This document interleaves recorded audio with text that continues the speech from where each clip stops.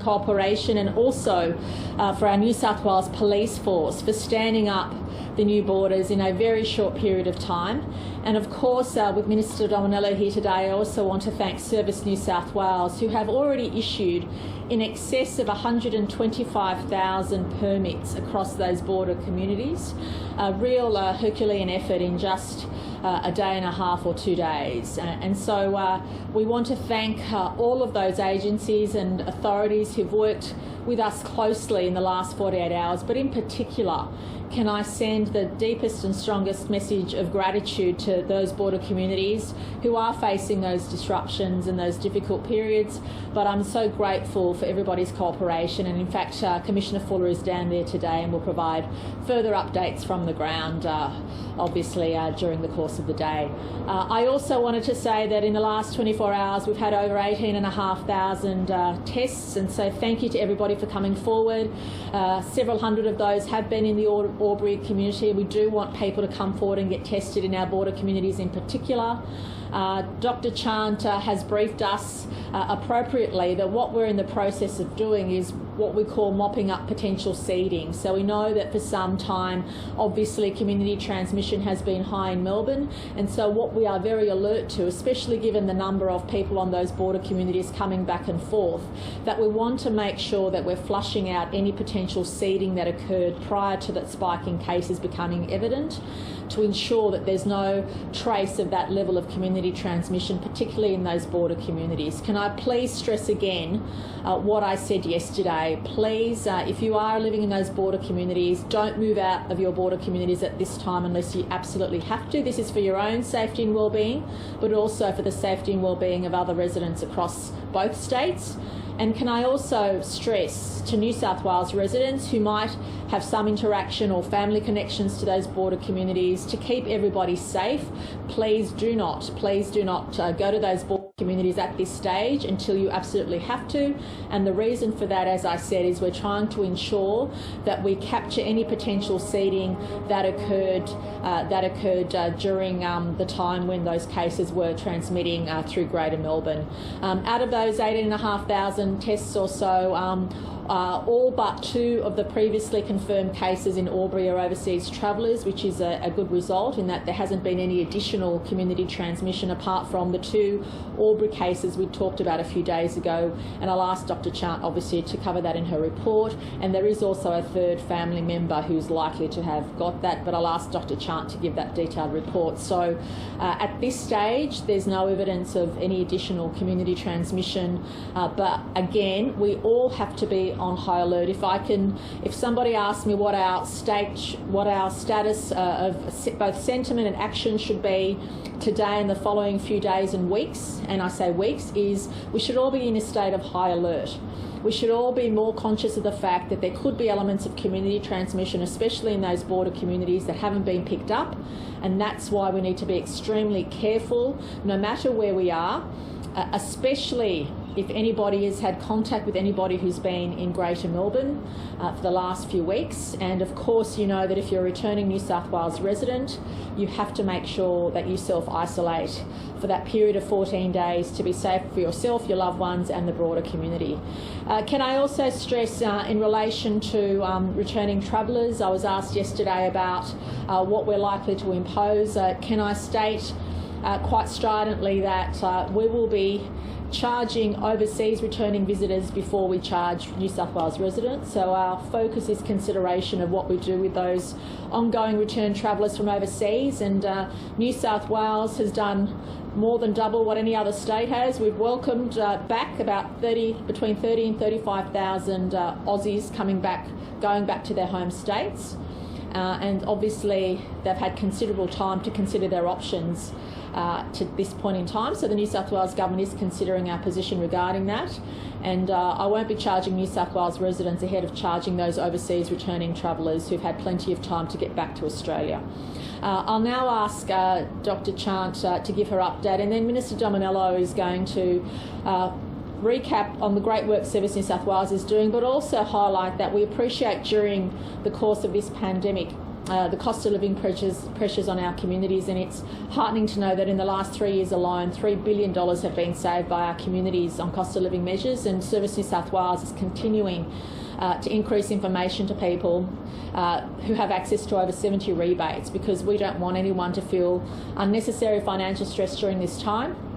And we can, and obviously Service New South Wales is a great way in which to relieve some of that household pressure, and Minister Dominello will talk about that at greater length. But I also wanted to stress that what's occurred in Victoria is a wake-up call for all of us about how contagious the virus is, how it doesn't take very long for things to escalate quickly, and how it doesn't take very long for that rate of community transmission to increase. And so all of us have to be on high alert. That's the state we're on. And because of, as I said, we're monitoring the situation a number of times a day, and because of that high rate of continued testing and the very low rate of community transmission, the New South Wales government isn't going to make any changes now, but obviously we're monitoring especially the potential seeding that may have occurred in those border communities and also throughout other parts of New South Wales, and that remains our focus. So, Dr. Chant. So there's been 13 cases of COVID diagnosed in New South Wales in the 24 hours to 8 p.m. last night, bringing the total number of cases to 3,264. 11 of those cases are returned travellers in hotel quarantine. The two other additional cases were the probable cases that we identified in the media on the 3rd and 4th, and they were Albury residents. And whilst it's not included in our numbers today, I want to indicate that there's an additional family member that has tested positive, and that family member has been in isolation for a number of days when we first identified the cases in the initial index case. So just to indicate that the person, the index case did have travel to Greater Melbourne, and we believe that that is the source of infection. I'm very pleased to see the response in Albury. There's been an extensive turnout for testing in the community, and I would continue to ask all the border communities to be vigilant and to ensure that they present for testing whenever they have the mildest symptoms. I would also like to clarify that whilst when the border closure came into effect, there were requirements to self-isolate with some exceptions for critical services.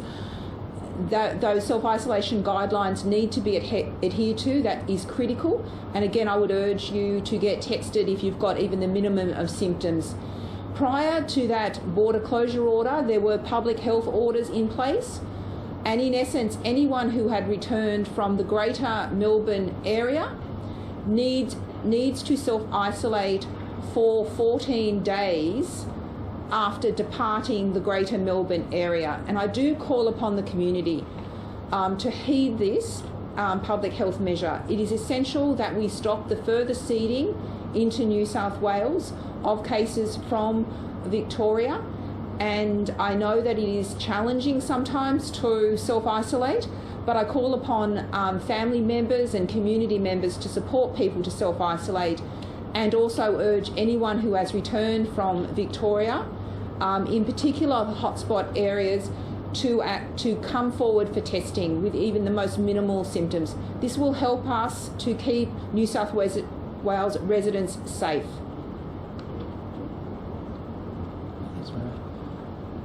COVID has had an enormous impact on our lives, on the economy, and on family budgets.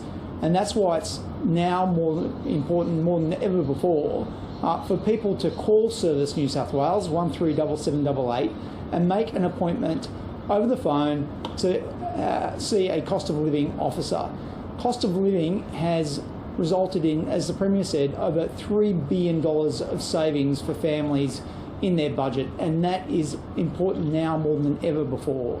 And there's been a range of initiatives that we've released over the last 3 years to help families out, whether it's the cost of living officer itself, whether it's fuel check, whether it's energy switch, whether it's active kids, creative kids. There are over 70 initiatives that we have rolled out right across government to help families with their bottom line, particularly during tough times like now. But what we've done to make it better is, rather than going to every agency and trying to find the initiative that helps you, you go to one-stop shop called Service New South Wales. they've got a dedicated cost of living officer that will then do all that heavy lifting for you, that will take all the stress away for you and then find savings for you and your family.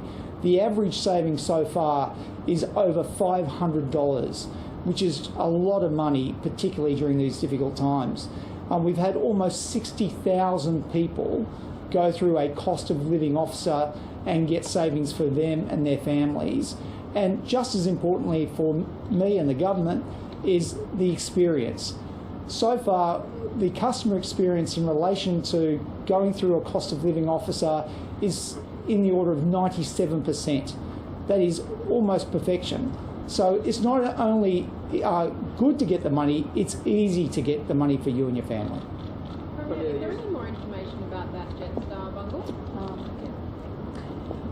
So in terms, I can confirm that all members of the people who arrived, the passengers on that flight, were contacted and tested, except for 5 that are being tested today. So all of the follow-up action has occurred, and I'm pleased to say that the final 5 are being tested today. And when you say tested, do you mean COVID tested or just temperature checked? I believe that it's COVID testing, but I will get that confirmed. Not at this stage, but I do want to stress again to everybody that we're on high alert, because what we need to do is to make sure there hadn't been any seeding prior to the rate of community transmission becoming apparent in Melbourne especially. So we just need to confirm in the next few weeks that that level of seeding hasn't occurred, and so far the signs are positive, but we won't know for sure for a couple of weeks. So we are monitoring the situation daily. What concerns me most is to make sure that if there has been any seeding with residents coming across the borders and the border communities, that people with the mildest symptoms do come forward and get tested. And certainly on our side of the border, I was heartened to know that in the last 2 days we've had more than 400 Albury residents come forward and get tested, which is fantastic. But anyone with the mildest symptoms in those border communities, and I'm not too fussed which side of the border, I mean, happy to take anyone getting tested on our side of the border, but we're really keen to make sure that we flush through any of those potential seeding, any of the seeding that may have occurred. And of course, I'm also concerned to make sure that unless you have to absolutely visit those border communities for residents that don't live in those border communities in New South Wales, please don't do that in the next few weeks until we're confident there hasn't been any transmission or seeding. And again, can I especially thank those border communities. It's easy to roll the words border community off the tongue, but for tens of thousands of residents, it's been an enormous inconvenience. I want to thank them for their understanding and patience. And please know that the permit system we've established, all the resources we're putting there are really to keep those communities intact. I haven't seen that happen before in any of the other border closures that have occurred around Australia. Our aim has been, irrespective of whether they're Victorians or people from New South Wales, we know they act as one community, and our purpose has been to keep those communities intact for the well-being of those communities and to reduce the stress on those communities. And that also means having to consider what that means for other residents in New South Wales. So my state is of high alert. We are definitely at a different stage of the pandemic. When there's a spike anywhere else in the nation, you always have to be concerned about what it means for your residents, especially given both the proximity to Victoria and also because Victorians and New South Wales residents have so much interaction with each other. The 55 border crossings, that obviously makes us on high alert.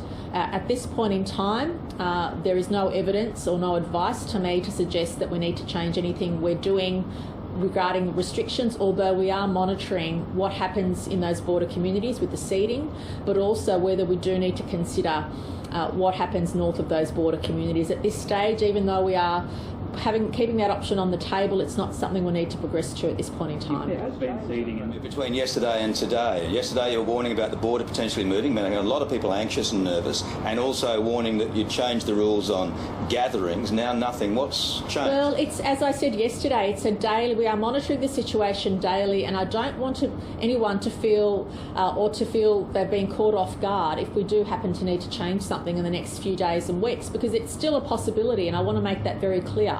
But what what we find comforting is that in the last 24 hours, 18,500 people did come forward to get testing, a number of those, or increased testing in those border communities. And given the extremely low rate of community transmission, there is no science-based reason for us to change anything at this stage. But I do feel responsible in putting people on high alert. This is the situation now, but we won't know for a few weeks until all that seeding, the potential seeding, has been what we call flushed out. So we won't know for a few weeks to make sure there hasn't been any level of that community transmission kind of bubbling away under the surface, as can happen quite easily, as Melbourne has demonstrated. So that is our priority. But just to be absolutely clear, we're monitoring this on a daily basis. We get updates multiple times a day, and if at any stage we find the evidence is there to suggest there has been a level of what we call seeding or level of community transmission, we will then need to look at other options. But I just wanted to be very clear yesterday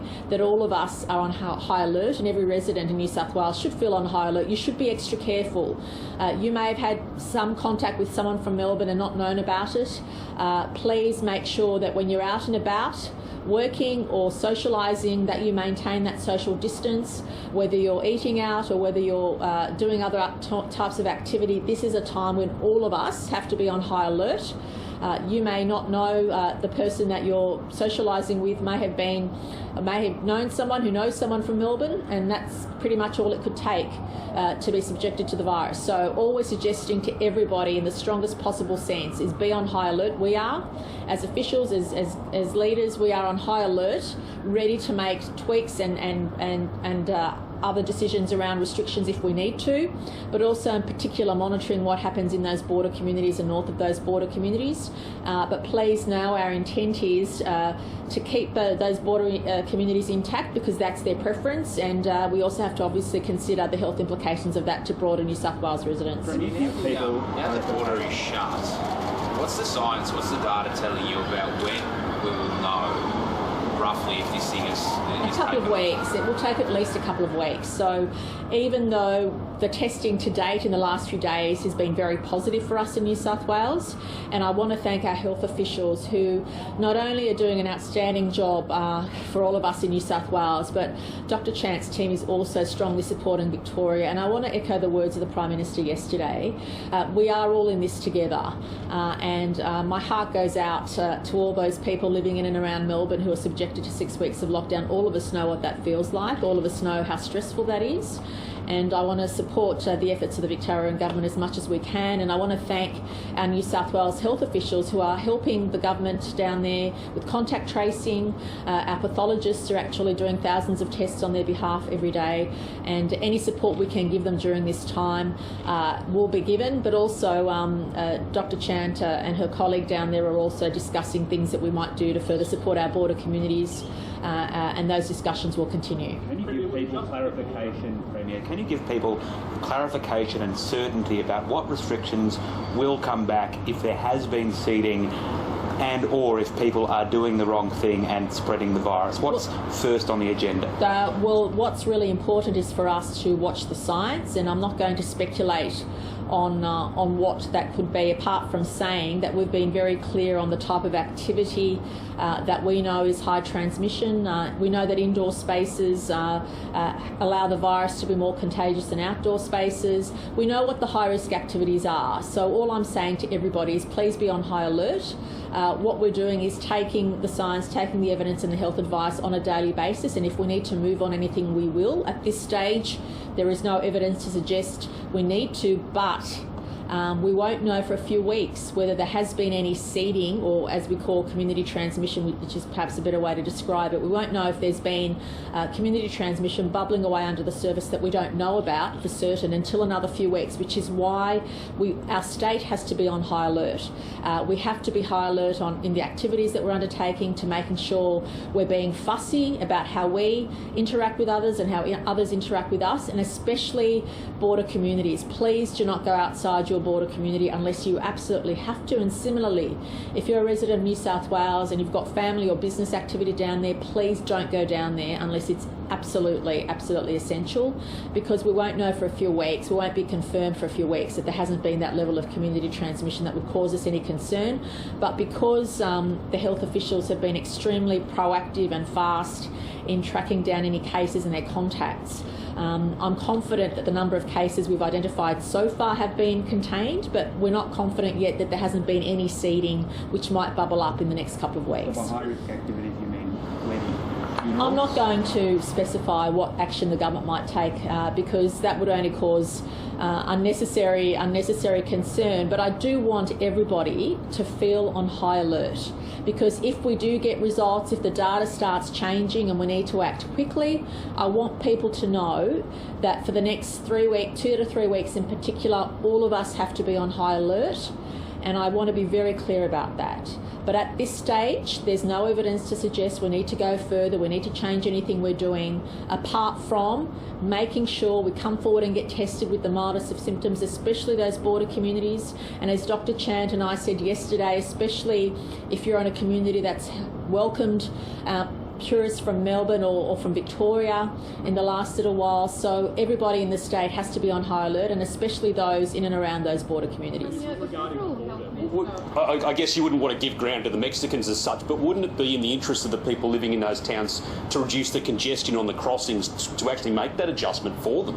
Well, I think now that we've issued 125,000 permits, I think we'll see today less congestion because people will be allowed through more freely.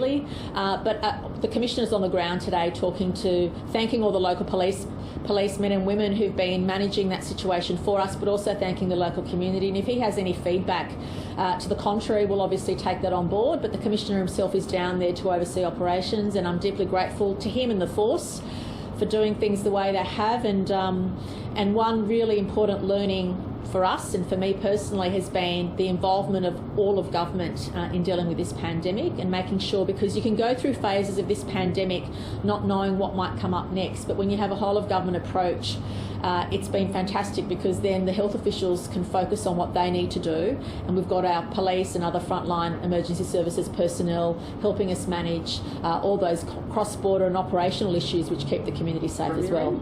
Australians overseas were told in March to come home. It's now July. Taxpayers still paying for them to be in hotel quarantine. Is it time that they pop up? Well, look, I think that's an extremely valid question, and I want to make very clear that the New South Wales government is seriously considering that. And obviously, I'd also welcome a lowering of the daily cap around the nation as to how many people are coming on board. So I'm looking forward to that discussion tomorrow at National Cabinet. It's not spoken of much, touch wood, to date in New South Wales, but to have welcomed 35,000 people back to Australia, only 2/3 of which New South Wales residents, at least a third of those, even more.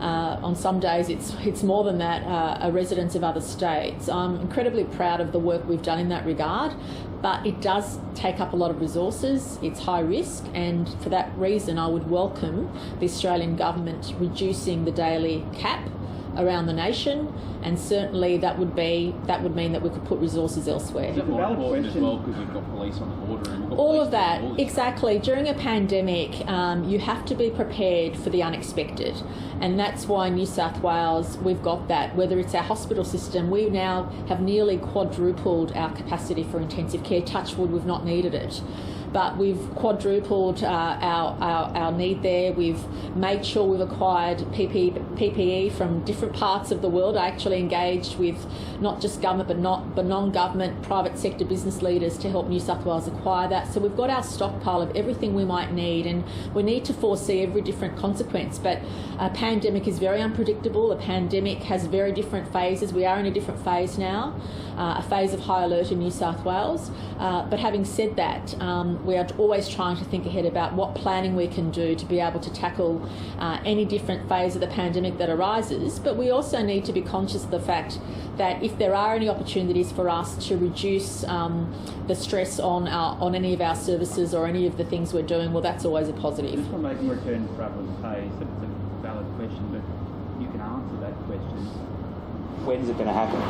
Well, we also have to be mindful of the fact that once you make the announcement, or if you do make an announcement, there's likely to be a rush. So you have to be careful in what the timing is and what the situation is and whether you consider hardship arrangements. So we're considering all of those options.